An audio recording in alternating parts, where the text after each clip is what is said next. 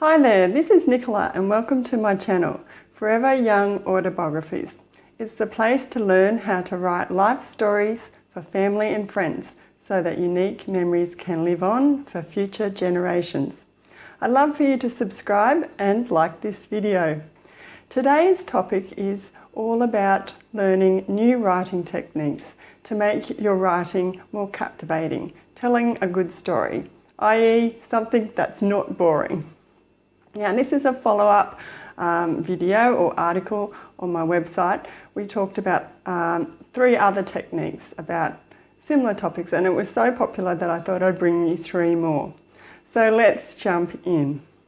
Now, the first one you've probably all come across in movies and books, and that is the flashback. The flashback, by definition, is a flash of something that happened in the past, a small snippet. Something that adds detail to the current plot. So these are really handy. You don't want to go overboard with them, just use them selectively. An example in your autobiography could be, say, in your 40s you became really interested in growing orchids or gardening. You can give a flashback then to maybe watching your mother grow roses or tending to her flowers or garden. That gives a bit of depth about her character, and it gives the audience clues that gardening and being a green thumb is in your blood. And if this is a story that's being read by your children or grandchildren, great-grandchildren, they may twig too and go, that's why I've got the green thumb. So it's really handy for including extra bits of information that might not stand alone, but package them together and they're really captivating for your audience. So that's number 1. Moving on to number 2, which is writing dramatic stories. Now you've probably all heard of this as well, the beginning, middle and end of a story. Your school teachers or English teachers have probably drummed this into you when you're writing your essays at school. But this holds true for all the stories we tell, whether it's in movies, books or we're telling to each other. They all usually have a beginning, middle and end. So I'll break this down really simply. I do go into more detail on my website. So first of all, the beginning, we're setting the scene. Say if you were writing about a birth, you might be talking about the couple, the pregnancy, how that went. So you're setting the scene with the beginning. Then we move along to the middle. So we're moving up to a climax. Say, this is when you're going to hospital, you're about to have the baby. Then a bit more middle, which I like to call then the turning point. So this is where things actually change. That can't be the same. So you've got a baby now. So things are not the same in the past, you're moving on. And then you come to your conclusion, which is where you're giving resolutions. You're tying everything up. So it might be, let's meet this baby. What's its name? What's its temperament? How are the parents? What's your first impressions, etc.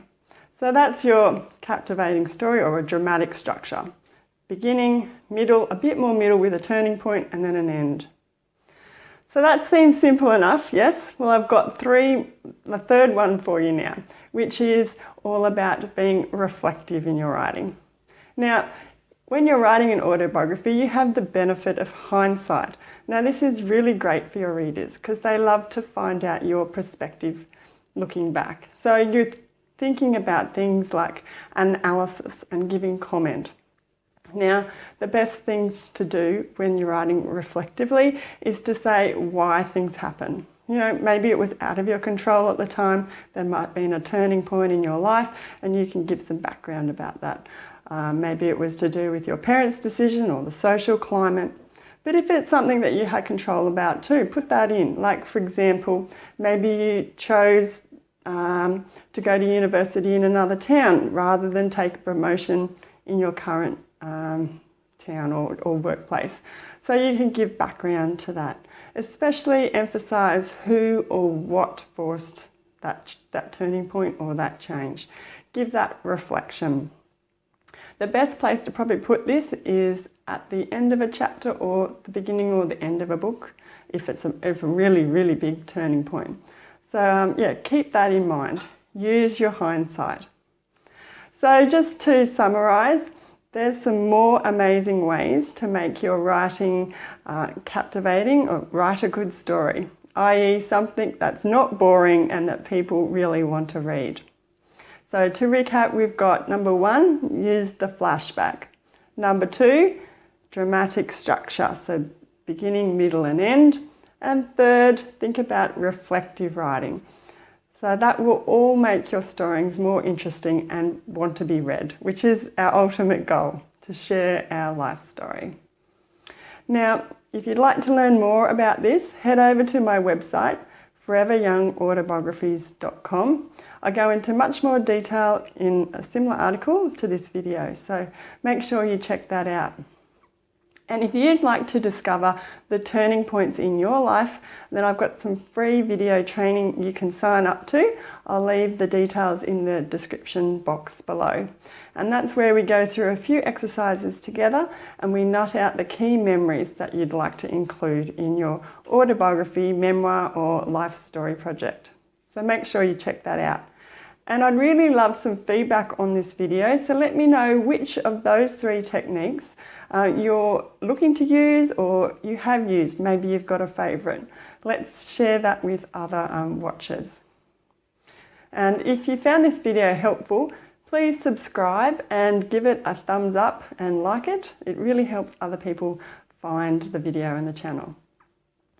So until next time, thanks for watching and happy writing.